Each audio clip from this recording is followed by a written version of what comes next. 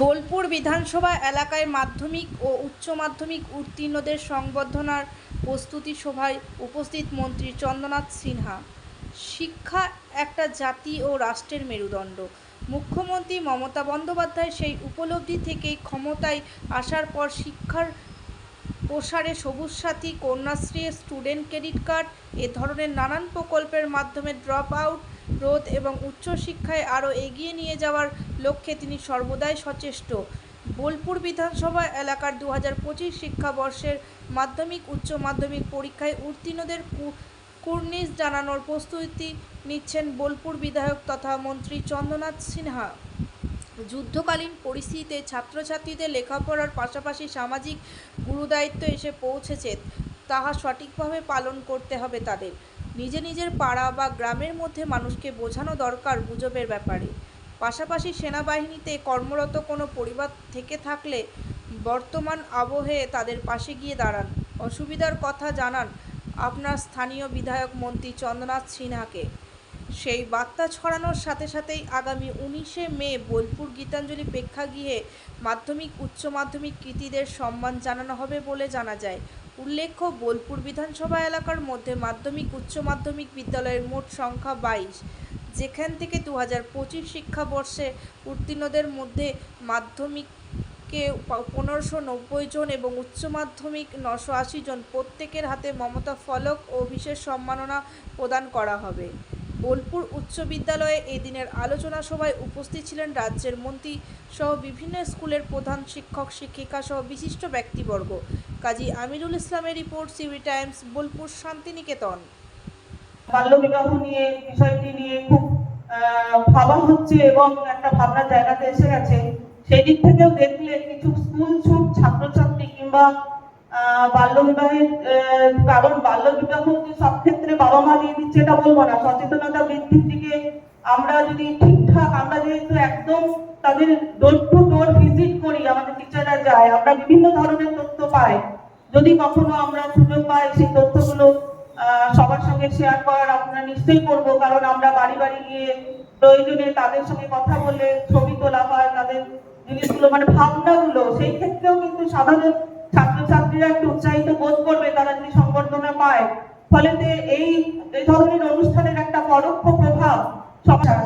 আমি চাই এই ধরনের অনুষ্ঠান হোক, আমরা নিজেদের মধ্যে দিয়ে আমরা সবাই আমাদের কথা বলি।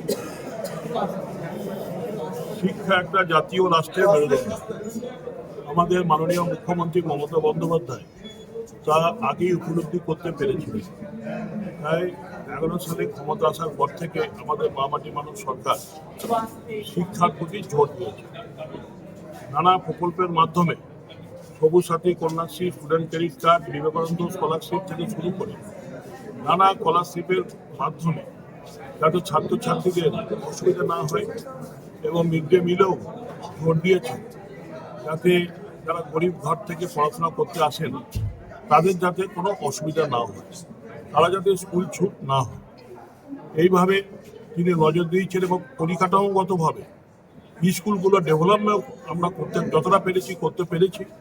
বোলপুরে আমাদের 22-23টা স্কুল আছে, বোলপুর শহর এবং যে 3টি অঞ্চল আছে, সাতর, রায়পুর, সুপুর এবং রূপপুর, 23টা স্কুল আছে।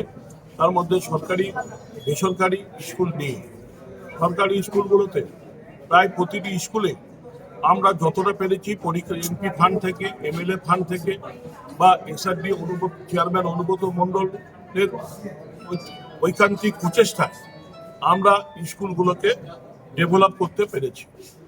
এবং তার সঙ্গে সঙ্গে আমরা প্রায় শিক্ষক শিক্ষিকাদের নিয়ে বসি সংগঠনের মাধ্যমে যাতে তারা ছাত্রছাত্রীদের পড়াশোনা করাতে পারে।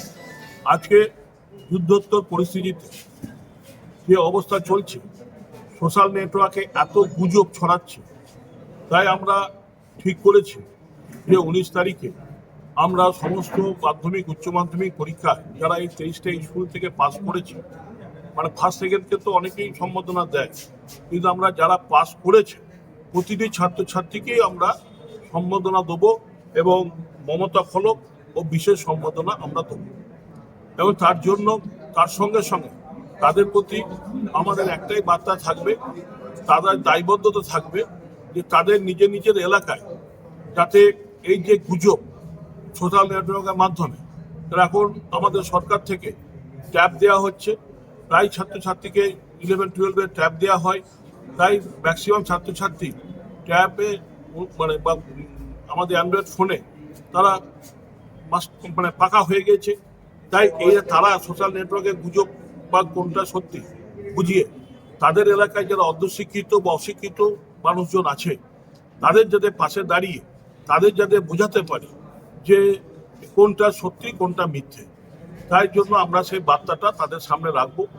এবং এখন যে যুদ্ধ চলছে সেখানে আমাদের এই এলাকা থেকে যারা বিএসএফ, সিআরপিএফ বা মিলিটারিতে, প্যারামিলিটারিতে যেখানে কাজ করুন না কেন, তাদের পরিবারের পাশে দাঁড়িয়ে তাদের অসুবিধা সুবিধা খোঁজ নিয়ে তারা আমাদের বিধায়ক, আমাদের কমিটি করা হয়েছে, সেইখানে খবর দিলে আমরা তাদের পাশে দাঁড়াতে পারবো এবং তাদের পরিবারের পাশে দাঁড়িয়ে তাদের অসুবিধাটা দূর করবো।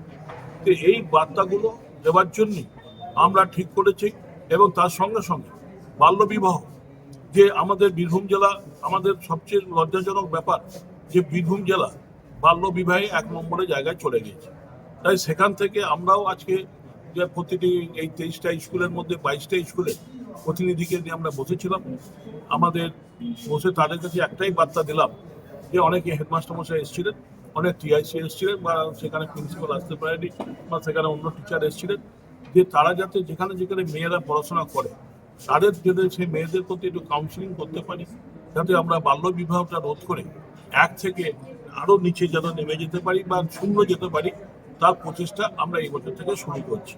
তাই এইসব নিয়েই আজকে আমরা বসেছি বা আপনাদের ডেকেছিলাম যে এই বার্তাগুলো আপনাদের মাধ্যমে যাতে আমরা আরো ছড়িয়ে দিতে পারি মানুষের কাছে, সেই জন্যই আজকের এই প্রেস বা যে ছেলেরা যেভাবে কিভাবে এটাকে বিষয়টাকে এগোবে, যেটা বললে তুমি যে মনিটরিং করবে, তারা বিভিন্ন সমাজ মাধ্যমে কোনটা ঠিক কোনটা ভুল, সেটা মানে তাদেরকে কি প্রশিক্ষণ দেবে?